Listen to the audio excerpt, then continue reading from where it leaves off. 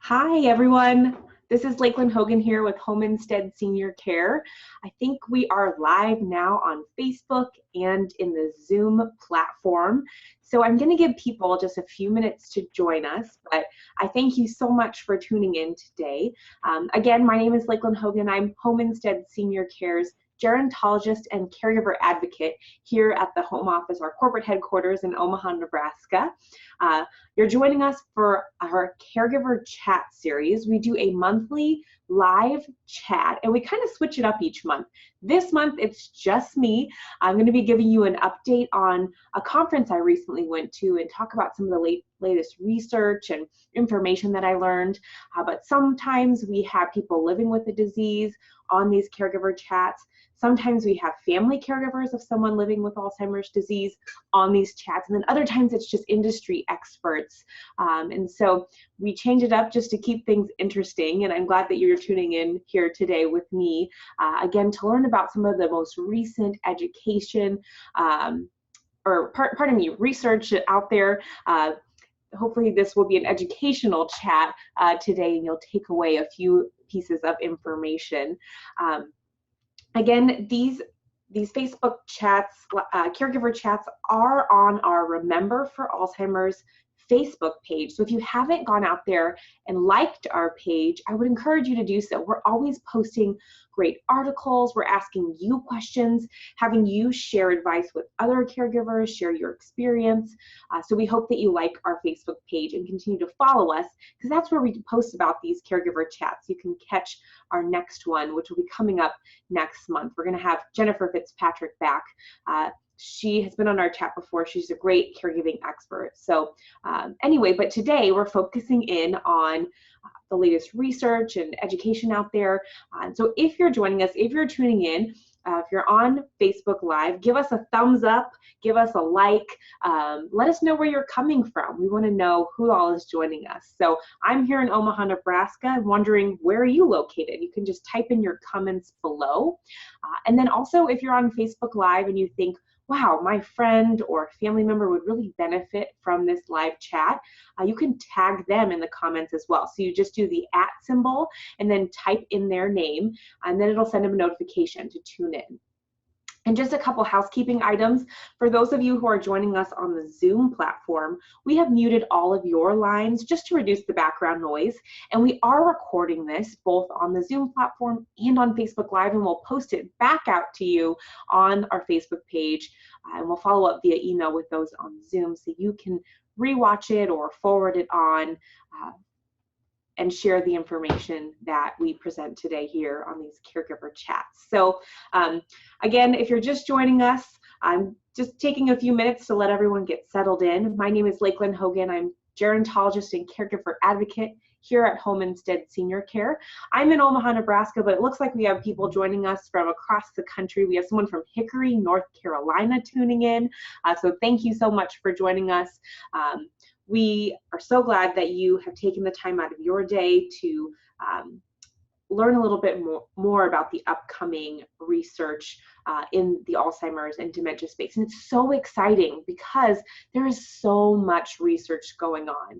Sometimes when you're a family caregiver and you're kind of in the throes of the day-to-day of caregiving, you might not always be thinking about what kind of research is out there. You might see something in the news every so often, but I want you to know that there are thousands of people across the globe that are studying this disease and that are really working towards a treatment, cure, and prevention of Alzheimer's and other types of dementia. So again, thank you so much for joining us today. We have people from Fayetteville, Arkansas, Maple Falls, Texas, Crawfordville, Florida.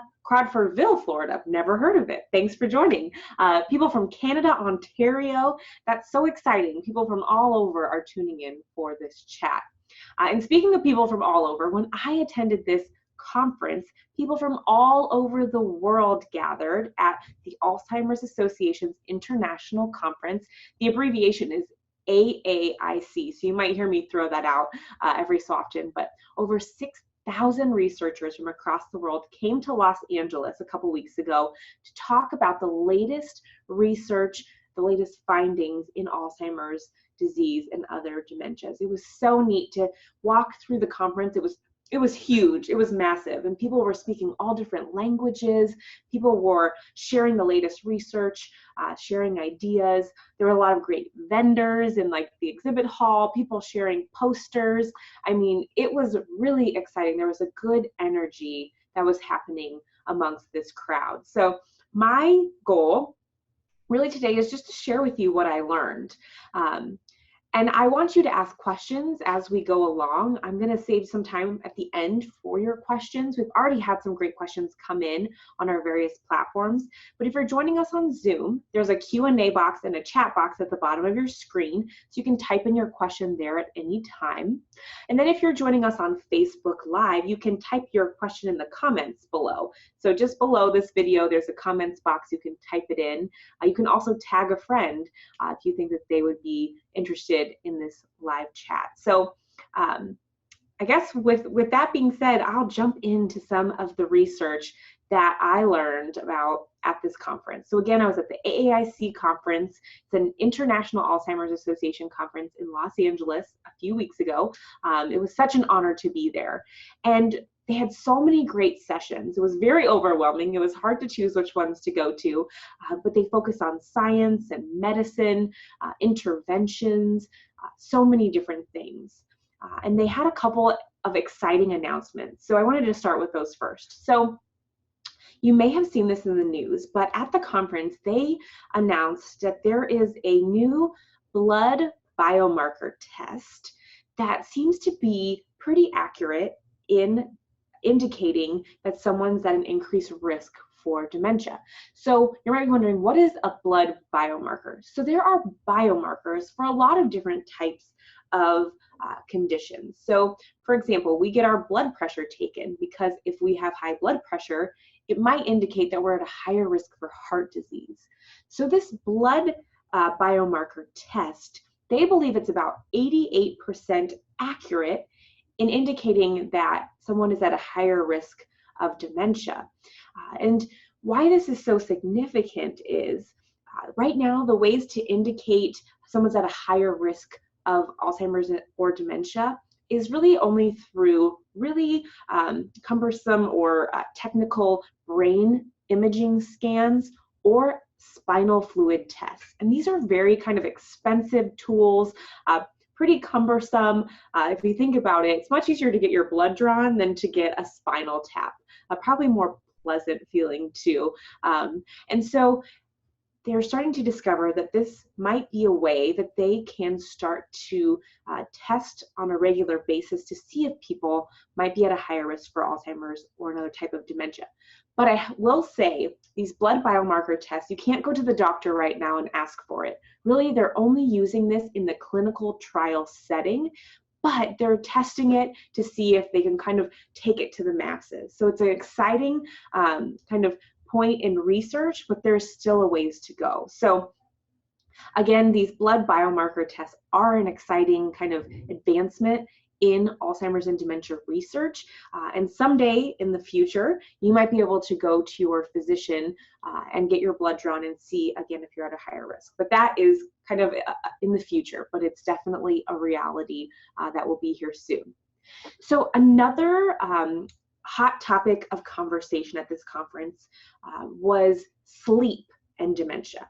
So we all know that it's good to get, you know, our 8+ hours of sleep a night, but they're learning that sleep is so significant for Alzheimer's and dementia. One of the reasons is that as we're sleeping, our brain sweeps out kind of the excess amyloid proteins. So if you're not familiar with the science behind Alzheimer's, they believe that these amyloid proteins, amyloid plaques kind of build up in the brain, and there's also something called tau. So amyloid and tau, these build up in the brain and really disrupt the ability for one nerve to communicate with another nerve. And so if our neurons aren't able to communicate, if they're not getting fed information, they start to die. And so in Alzheimer's disease, as that plaque, amyloid protein plaque builds up, the more the interruption in the neuron communication happens, and the more cell death leads to more of those symptoms of Alzheimer's disease that you might be seeing in your loved ones. So anyway, as we're sleeping, the brain, during the day, we are creating some of these amyloid proteins. And as we sleep, there's a process that's happening that kind of sweeps away that excess. So if we're not getting proper sleep during kind of that slow wave sleep, so there's various, sleep waves that occur at night, but if we're not getting healthy amounts of sleep, it's harder for our brain to be able to sweep those proteins away. And also during sleep, it's an opportunity for our brains to take a break, condense the memories, the information that we've taken in during the day. I remember when I was in college, sometimes I would stay up and cram all night for a test, but sometimes I would just kind of call it good and go to bed early. And it was on those nights I went to bed early and gave my brain a rest is when I usually performed better on the test the next day. So if you think about it, our brain, just like other parts of our body, need time to rest at night. And it's especially important to reduce the risk of Alzheimer's disease, because they're finding in the research that disordered sleep could increase the risk of Alzheimer's disease up to 15%, which may not seem all that significant, but if sleep is something that we can do to reduce our risk, even by 15%, that is significant. So what is disordered sleep? It really is sleep problems such as insomnia, sleep disorders like sleep apnea, and then general sleep disturbances. So they're finding that if these sleep disorders or interrupted sleep can be addressed, especially earlier on in our lives, the less of a risk we will have for Alzheimer's disease. So, for example, people with sleep apnea, if it goes untreated, it might increase the risk of Alzheimer's disease. However, if it is treated with a CPAP machine, that lovely mask that you sleep with at night that really helps to regulate your sleep, that can help decrease that risk. So again, if you're experiencing sleep issues on a regular basis, whether it's insomnia, sleep disturbances, sleep apnea, you want to make sure that those are being treated because again, they're seeing that link between sleep and cognition, especially cognitive decline if you do not get adequate amounts of sleep. So that was an exciting kind of piece of research that I picked up at this conference. The other one involves the number of steps that we get each and every day. So I don't know if any of you kind of wear the Fitbit on your wrist or the Apple Watch that tracks the number of steps. I know my cell phone on the Health app tracks the number of steps I have if I have my cell phone on me when I'm going for a walk. Let me tell you, at this conference, the conference center was so massive that I got in thousands upon thousands of steps at this conference, going between all the different sessions. But anyway, at the AAIC conference, one of the researchers brought up some pretty a new research report that's pretty exciting. They found that if a person on average gets about 8,900 steps a day, it can slow cognitive decline. So there was a journal article in the JAMA Neurology Journal that found, again, a total of 8,900 steps, so 8,900 steps a day, could slow the rates of cognitive decline and brain volume loss in people who are at a higher risk of Alzheimer's disease. So when you think about our own cognitive health, if you have a loved one with Alzheimer's disease, you might be at a higher risk. There are certain genes that could put you at a higher risk of Alzheimer's disease.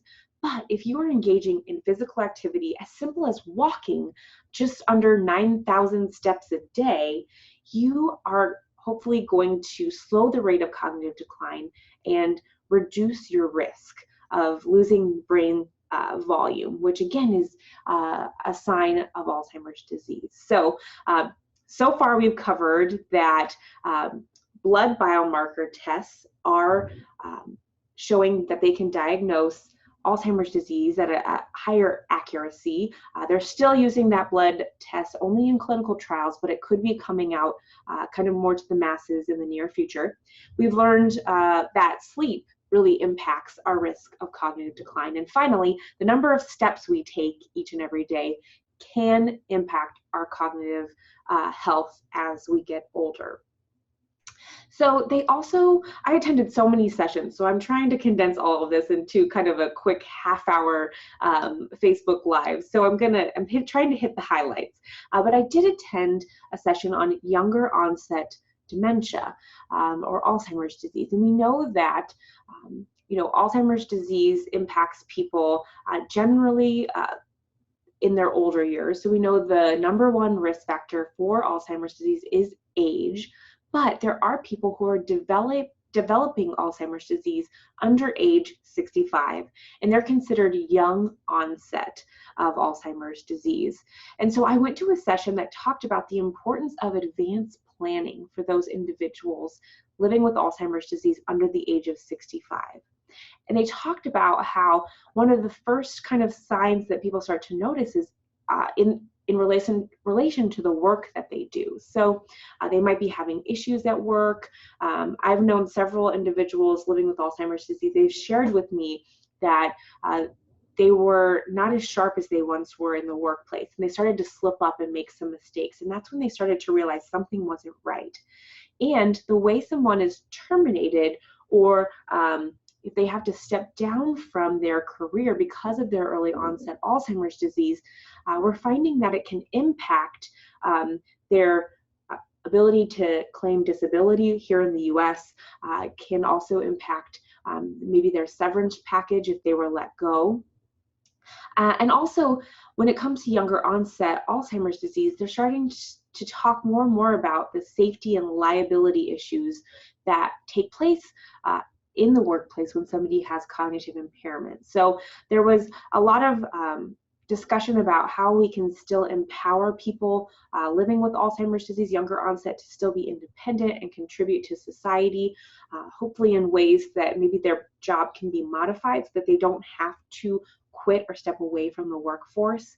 And also they talked a lot about younger onset Alzheimer's disease and just the different impacts that work has, or that the diagnosis can have on work. And also a diagnosis can impact insurance, and if a person's able to get long-term care insurance, that type of thing. So not only were we talking about science at this conference, there was also a lot of talk about people living with the disease and how to make their lives to enhance their lives and help them to live independently and so forth. So it wasn't all science talk, which I appreciated a break from the science every so often, because some of it did go whoosh over my head, but I also absorbed so much.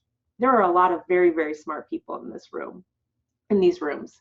And then last year I had come across Australia, a group from Australia who had this whole education program for children on Alzheimer's and dementia. And those types of sessions really interest me because children are impacted by Alzheimer's disease and other dementias. So there was another session focused on kiddos, and so I did go to that. And this group out of the UK, they have come up with this My Brain Robbie, ROBBIE.org, and we're going to put that website in the comments below so you can check it out. This was a great educational tool that they took into the classroom, into elementary schools, to teach young people about brain health. And there's a great 7-minute video on mybrainrobbie.org that you can watch, and it, in a really clear and concise way, tells the kids that your brain is really important for the functioning of your body. And I think this is important for all of us to learn, no matter what our age is, because our brain is so important. So it goes through 8 ways that you can help maintain your brain health as you age. And if we can start this in little kids, imagine the impact it can have on their cognition far into their older years. So this program focused on 8 areas. The first is learn and stay curious throughout your life, and this can apply to all of us, no matter your age. Second is to be active. 3, avoid head injuries. 4, have a healthy diet. 5, avoid dangerous substances, which was smoking, alcohol, and drugs. And then there was 6, sleep well. It said that 10-year-olds should be sleeping at least 10 hours a night. So I know it's summertime and a lot of kids are out of school and probably not getting those full 10 hours. But again, sleep, as we talked about earlier, is so important to cognitive health. So 6 was sleep. 7 was take good care of your own health. And then 8 was spend time with family and friends, encouraging kids to meet new people, not to keep themselves isolated, not to spend too much time on those devices or behind a screen, but to get out and socialize. So if you have kids at home that you're wanting them to learn about brain health, you should go check out that website. I really enjoyed that session. I think it's a creative way to get that information out to kids. I also got the pleasure of attending several sessions focused on women's brain health. And you might have heard me talk about this before in some of our live chats. It's something that I'm becoming more and more passionate about. Researchers are learning that men and women's brains are different. Some of us may feel like that's kind of a no-brainer, for lack of a better phrase, but really in the research, they had only been studying, or they had not been studying the sex differences between a male brain and a female brain. They'd really only been studying the male brain, thinking, well, a brain is a brain. But they're finding that women's brains, they age differently than male brains. The things that women go through in life, for instance, menopause and the different hormone changes that we experience over time, are impacting cognition later in life. So the first session that I got to go to was an AARP and Women's Alzheimer's Movement event where Maria Shriver from the Today Show helped to host, and there was a panel discussion, one of researchers and one of policymakers and influencers in the space. And I will tell you, it was so cool to be in a room of so many researchers. There was only about 30, 40 people, so it was a smaller group. And these researchers were talking back and forth about women's brain health and the various findings that they are coming across in terms of how women's brains differ from men's. So they found that women's tend to develop dementia at higher rates than men. And they thought, maybe it's just because women tend to live longer, but that's not really the case. They're starting to focus more on sex differences in dementia research. So they're learning that the higher rates of dementia in women is not because we're living longer, but really because we're, as a gender, we're developing Alzheimer's earlier than men typically. So they've also been exploring the experience of menopause and the time before and after menopause, and is that a factor that's impacting our cognitive decline later in life? They're starting to look at, for those that have hysterectomies before menopause, is that impacting cognition later in life? They're even going, pardon me, they're even looking back at people's medical records to look at, if these women had children, how were their pregnancies? Is that impacting cognition later in life? So these are just some very fresh ideas that are coming about in research. There is a growing body of research studies out there on these various topics. But again, it was just really exciting to know that they have found that men and women's brains are different, and they're looking into what do those differences mean for cognitive decline. So one exciting finding is that women who work, they kind of build up what is called a cognitive reserve. And so working women, it might be that you're at a little bit reduced risk of cognitive decline because you are in the workforce. And probably a lot of that is due to the fact that if you're working, you're challenging your brain quite a bit. And so even if women who aren't working, there are things you can do to also reduce your risk, like engaging in learning outside of the workplace. So anyway, there was some great information shared at that event, and the Women's Alzheimer's Movement, I hadn't really known much about them, and so getting to meet Maria Shriver at this event, learning about her organization, that was really neat. And I'm going to put her website in the comments below, the Women's Alzheimer's Movement.org, so you can check out her website. She has some great social media, so you can follow her as well. At that event, I also met a woman living with dementia. Her name is Cynthia Hummel. She's actually a Presbyterian minister, and she started to realize, she shared her story at this event because she started to realize that she was forgetting what she preached about the previous Sunday. She was forgetting her parishioners' names. And through kind of a somewhat cumbersome diagnosis process, she finally was diagnosed with Alzheimer's and dementia, but she has not let that slow her down. She has kind of found a new purpose of being an advocate and helping others along in their journey. And she even wrote a book.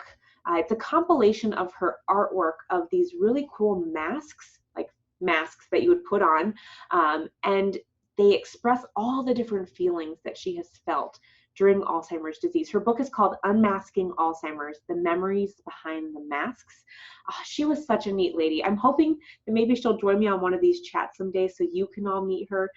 But again, it kind of brought back, all brought us back to the reason why all this research is being done. It's for people like Cynthia who are living with the disease every day. There's also a woman who shared her caregiving story of caring for her husband. So again, it's those living with the disease, those caregivers, and also future generations. Those are the things that are fueling the research that is going on in these sessions. And then also Women's Brain Health Initiative, they've been a good partner of ours at Home Instead for several years. They also had an event where Sharon Stone, she's an actress, she shared her experience of having a stroke and how that has impacted her cognitive health.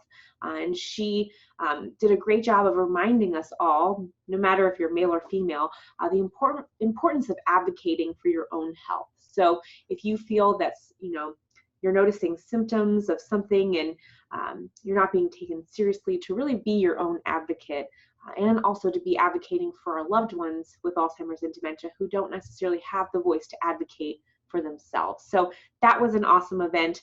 They have a great website you can check out. They also have this really cool magazine. It's called Mind Over Matter, where they do a great job of taking the science, a lot of what I'm talking about, and putting it into articles that are really enjoyable to read. And it's a pretty magazine. So they have a full, all of their editions in an online copy. So we're going to put their website in the comments below as well. Again, that's Women's Brain Health Initiative. They are a great organization. So it was fun to attend their event as well. So one last thing I wanted to share with you about this conference was I got to walk through this giant exhibit hall where exhibitors from all over the world were sharing the latest kind of products and innovation. There was a lot of, brain scanning type technology, machinery that's kind of up and coming. But there were three interesting vendors, I guess I'll call them, that I came across that I thought would be of interest to this audience. So I think I have shared before that they're finding that robotic pets can help with kind of be a therapeutic companion to someone living with Alzheimer's and other types of dementia. So I know Hasbro has a dog and a cat, but there's also this one that I met at this conference, and it's called Tombot, and it's this adorable, it looks like a little golden retriever puppy almost, and it is so lifelike. And so I got to talk to the owner of Tombot, and he was telling me about how this dog is so realistic, and it is really therapeutic for somebody who reacts well to dogs that are living with dementia. It can be calming, it can help provide a sense of security, it can bring smile to people's faces. So I thought that was a cool one. Another one was this Suvanade. I have the brochure here. It's too small to read, so I'll put the website for both Tombat and the Suvanade in the comments below. It's actually a medical supplement that they're studying in other countries. So it's unfortunately not available in the US, but they are studying it here. So if you go to the website below, you could possibly engage in a clinical trial or sign up for their newsletter to stay updated. But they're finding that this blend of medical supplements is helping to or is showing benefits for those who are in the very early stages of Alzheimer's disease. So there are people, again, out there studying how our lifestyle factors, the things that we consume, kind of our diet, the supplements that we take might benefit brain health down the road. And then this one last one, Biogen, which is a company or a pharmaceutical company, they've created this neurodiem. This is just a little pamphlet for it. I'm going to again put the comment below, but it's this kind of TED Talk type platform where they're bringing the science and the researchers into video format, and you can watch the videos on demand, everything neuroscience related. So you can go and you can join that platform. I'm excited. I just signed up today. I'm really interested in keeping up with all of this awesome research, but sometimes I take things in better in video format than I do reading a journal article. So it's called, again, NeuroDiem, and we're going to put the link in the comments below. So those were some of the many vendors, and again, not endorsing those products specifically, but I just thought they were kind of cool and wanted to expose you to the types of things that were going on at this conference. Again, I was at the AAIC conference, the Alzheimer's Association International Conference. It's the biggest convening of scientists and researchers, and if you want to learn more about the conference itself, we'll put the link in the comments below. You can go to the website and you can see the press releases that were put out on various important research findings, but that's just kind of a 1,000-foot view of all the different cool things that were happening at this conference. So now I really like to take some of your questions. And you, again, if you're joining us through Zoom, you can chat them to me, or you can put them in the comments if you're joining us on Facebook Live. So I'm going to start out with a question that came in. And someone asked, is there enough research being done, and why isn't there a cure yet? And I think that that is a really valid question. Again, if you're not a scientist or researcher, you might not be aware of all the research that is going on. And at this conference, they kind of put up on the screen the funding for cancer research as it compares to the funding for Alzheimer's and dementia research. And while the amount of research funding is growing for Alzheimer's disease, it does not even yet compare really to the funding that has been put forth for cancer.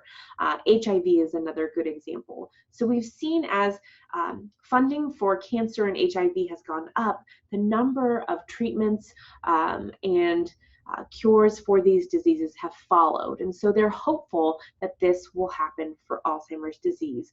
And honestly, there was so much excitement and energy at this conference. I'm hopeful that in the next 20, hopefully less than that, years, we will see more sophisticated treatments and hopefully a cure for Alzheimer's and other dementias. So don't feel discouraged. And again, if you're living it, if you're living with Alzheimer's disease today, or a family caregiver of someone with Alzheimer's, it might not seem like there's much hope, but there is a lot of great things going on in terms of research out there. So great question. Somebody has asked, do you know whether protective exercise must come in the form of steps or walking, or is there threshold of aerobic exercise? So that's a great question. The benefits of walking have been definitely studied. There's also been studies on aerobic exercise as well. I don't have the exact details, but I know that exercise in general is good for reducing your risk, and regular exercise and getting your heart rate going is good and again, reducing your risk for cognitive decline. So you know what, that's a really great question, and something when we send this back out, I'm going to follow up and see if I can find an article that compares aerobic exercise to more of a, I would say, low intensity exercise. I know I've seen articles out there on that. So Amy, thanks for asking that question. I'm going to follow up with this group. So we have some other good questions coming in. Anne is asking a really important question. So she says, funding for research is important, but why is there not more money being spent to help the quality of life of those living with dementia right now? So that is a great question. And again, there were sessions at this conference that were focused on, behavioral interventions, types of care and support for those family caregivers.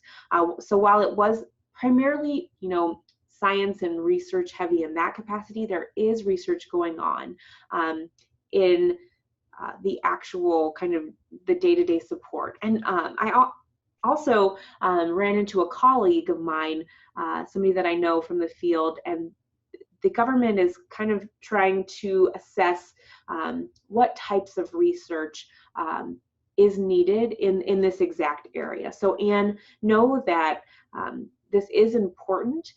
People are looking into research kind of in the more behavioral sciences, in the care and support areas as well. But you're right, here at Homestead, we say until there is a cure, there has to be good care for those who are impacted by the disease right now. So thank you for bringing up that question, Anne. Appreciate you tuning in. So we had another question come in from Karen. She says, my mom is starting to forget who I am, and she's asking for her deceased mother, father, and sister. What stage is this? So Anne, I want to thank you or Karen, pardon me, I want to thank you for writing in that question. Sometimes it's hard to figure out, what stage your loved one is in terms of the disease. And the disease impacts everyone a little bit differently. But one of the symptoms of the disease is memory loss. So if your loved one is starting to forget who you are and asking for your mother, your father, your sister, it might be that they're kind of searching for a sense of comfort and familiarity. And at this point in the disease, your mom might remember them and might think that maybe she is living in a time where those individuals are still alive in her life. So sometimes you need to kind of step into their reality and try not to correct them by saying that their loved one has passed away. Again, that might be something you need to feel out specific to your mom. Sometimes letting them know that they've passed away would actually increase agitation, but that is something common. So you're not alone in that experience of having your loved one forget. Usually when those sorts of symptoms start to appear, likely your loved one might be in the kind of moderate stage. So there's the mild stage of Alzheimer's and dementia, the moderate, and then the kind of advanced dementia or end stage dementia. And that whole process can take, as short as a year. It could be, I've known people that have lived with the disease for 20 plus years. So it's hard to say exactly where your mom is in the progression, but there's some great resources out there. We have a great website called helpforalzheimersfamilies.com that has some great information out there and some tips that you might find helpful, Karen. There's also the Alzheimer's Association's website, alz.org. It has a lot of great information on the various stages of Alzheimer's disease and the various symptoms that you might see commonly throughout those stages. So Karen, thank you so much for that question. I appreciate you tuning in. Then we had a question from Sharon. So Sharon wants to know, she says, my mom has had Alzheimer's or dementia and is very antsy. 2 weeks ago she was fine, but now she won't sit still and she's up and down all day. What is going on? So it sounds like Sharon's mom was pretty content, if you will, but now she's very antsy and possibly agitated. it's hard to say exactly what is going on, Sharon. Again, with a person living with Alzheimer's or dementia, their kind of their mood, their activity level might vary day to day. But since you're noticing a little bit of a consistency over the last couple of weeks in her antsy kind of behavioral symptoms, I would start to kind of make notes. Sometimes as a caregiver, you have to be a detective of sorts. Maybe look at, has anything changed in her routine? Has she been getting up earlier, going to bed later? Has she started a new medication? Has she changed her eating habits? Is she, when she's antsy, what kinds of things are going on? I would observe her body movement. Sometimes this could be just due to the progression of the disease and the way Alzheimer's is impacting the brain. Sometimes there's kind of a root cause of this. So I would try to kind of key into maybe some patterns or changes that have happened over the last couple of weeks. If you don't see this, going away, I would definitely bring it up to her healthcare provider to let them know that you've noticed this. Maybe, again, it is something that is medical. Maybe it's an infection of some sort, and that maybe could be addressed medically. So that is a good question, Sharon, and I'm glad that you brought that up to our group. So I appreciate you, again, tuning in, and hope that those tips were helpful. Okay. So Debbie is wanting to know, what are the stages of Alzheimer's disease? So I kind of explained it a little bit. I would encourage you to go out to the Alzheimer's Association's website. Some people say there are 3 stages, some people say there are 5 stages, some people say there are 7 stages, but it is a progressive disease. So in the kind of earlier stage of the disease, that's when your loved one might be having symptoms such as, short-term memory loss. Maybe they're unable to recall certain words. They're having issues with communication. They might have trouble with attention and focus. They might start exhibiting poor judgment, or they're not able to think logically or problem solve. And they also might be having some kind of visual issues. Maybe their depth perception is impacted, those types of things. So those are some things that we start to see kind of in that earlier stage. And then as they progress to the more moderate stage of the disease, we start to see things like agitation, repetition. For some types of dementia, we see Lewy, for example, Lewy body dementia, they might have hallucinations or delusions. You might see a little bit of aggression. You might see wandering start.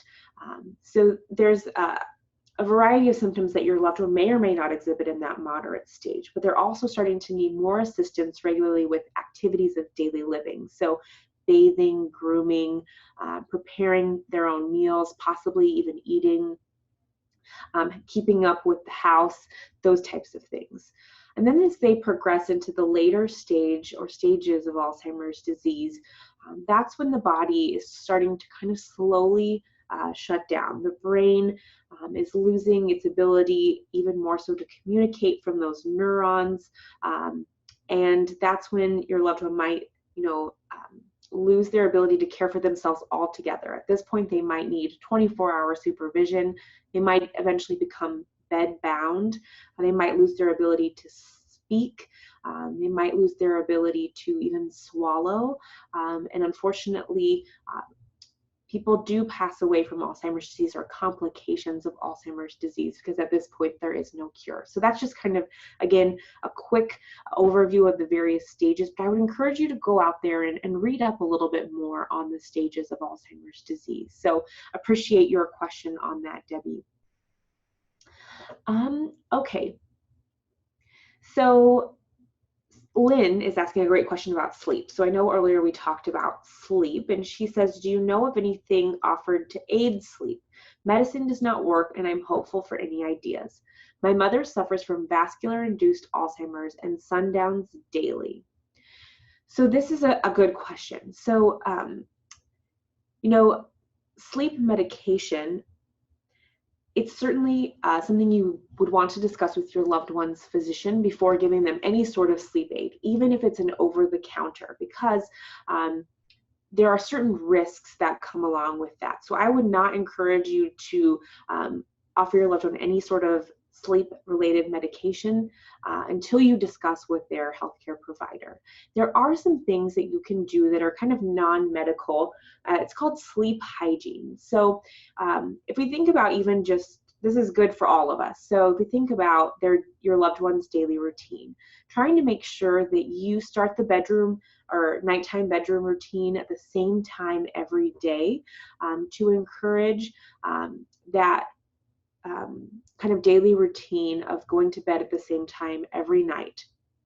That again, you start the bedroom routine maybe at 8 p.m. and the goal is to get your loved one to bed by 8:30. That whole process, that routine of getting ready for bed can start to become a pattern and signify to your loved one that it is time to go to bed. Also, making sure that your loved one is reducing the amount of time that they nap during the afternoon so that they are tired to go to sleep at night and hopefully will sleep longer through the night. Also, reducing caffeine intake definitely after noon. Try to limit it in the morning to a short span of time. And sometimes reducing the amount of liquid that's consumed in the second half of the day. Of course, we still want our loved ones to be hydrated, but sometimes getting up to go to the bathroom during the night can disrupt sleep. So those are some tips. So if you go out there and search for, sleep hygiene and Alzheimer's disease, also the Alzheimer's Association's website has some great information on sleep. Kind of looking into those sleep hygiene factors can hopefully help you get your loved one in a better kind of sleep routine. So again, if you're really becoming concerned about your loved one's sleep, definitely reach out to their medical professional to talk about it and try some of those sleep hygiene techniques before you introduce any sort of medication. Okay, so thanks, Lynn, for that question. I'm going to take about one, maybe two more questions. So Jessica has a good question here. So she says her dad has early onset and recently moved him into a home. They're finding that the care facility is having some struggles dealing with someone younger than their other patients. How would you suggest that we talk to them about these things like exercise and increasing food portions to hopefully keep him calmer? She says her mom has talked to multiple caregivers, but have yet to see any changes that have been made. So Jessica, this is a great question, because you're right. Somebody who has younger onset Alzheimer's, they're going to look different and act different sometimes than somebody who has Alzheimer's disease in their more advanced years. So moving your loved one into a community where maybe they're significantly younger than the other residents in that facility, it definitely brings up these good issues that you've addressed here in this question. And it is good that you're thinking about how you can be an advocate for your loved one. And when I talk with family caregivers of someone with younger onset Alzheimer's, they do experience these different challenges. And a lot of times their loved one is still very physically fit. And you're right, they do need some exercise. And oftentimes wandering can be more common just because they have more energy, they want to get up and move. So I would look into the community that he's living in to see if there are ways that he can get up and move about and wander in a safe environment. Maybe there's an outdoor courtyard that he can roam about, or maybe one of the in-house caregivers can work with him to exercise. Sometimes, our caregivers, like we have at home instead, are brought into these care facilities to provide a little more one-on-one time with the individual, so that you could, as a family member, go in and spend a little bit more time working with with your loved one on, exercises or going for a walk around the community, or you could see if bringing in professionals is an option in that care facility. But communication with the staff is very important. So make sure you're communicating with the right staff. Sometimes it's beneficial to communicate with those that are interacting with your loved one on a day-to-day basis, but also make sure that the director of the memory care facility or the director of nursing, that you also have that conversation with them as well. And I would also encourage you to join a support group locally if you haven't, because that's where you'll start to meet people who are possibly in similar situations to yours, and you can ask them, what has worked for you, and exchange ideas. And what I love about our Remember for Alzheimer's Facebook page is it kind of acts as a virtual support group. People ask questions, we post them out to our group, people comment and share information back and forth. Today has been a great example of this. We've had so many awesome questions flood into us today. I really wish I would have had time to answer all of them. I'm going to do my best to kind of answer your questions on the Facebook page and message you back through Zoom if you joined us in that platform, because there are so many good questions that center around Alzheimer's disease and dementia, and I'm so glad that you took the time today to join me on Facebook Live or join us in Zoom, because, as family caregivers, as people who are interested in learning more about their cognitive health, this is a great first step. Education and knowledge is power, and the more you know and the more you get connected in this space, the more you can learn. And so I think that is all the time I have for questions today. I apologize again if I have not gotten to your questions, but we did record this, and so we will be putting this back out on Facebook. We'll also send it out to those of you that are in the Zoom platform. We also have a wonderful email list.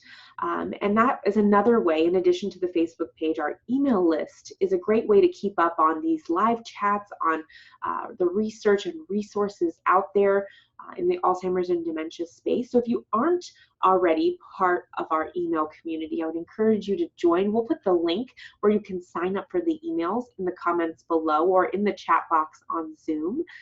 Again, encourage you to sign up for that email. But I do hope that you will come back and join us next month. We are going to have another caregiver chat. We do it on a monthly basis. And next month, I'll be joined by a second person. I'll have Jennifer Fitzpatrick on for a discussion on caregiving, Alzheimer's caregiving. We're really excited to have her back. She is an expert in the field and one that has lots of good pieces of advice for family caregivers. So again, thank you for joining. We'll put this recording back out there so you can watch it again or share it. And I'll try my best to get to all of your questions that you posed today, because you had so many good ones. But until next time, I wish you all a wonderful day, and thank you again for joining me for our caregiver chats. My name is Lakeyln Hogan, and I'll see you again next time. Bye, everyone.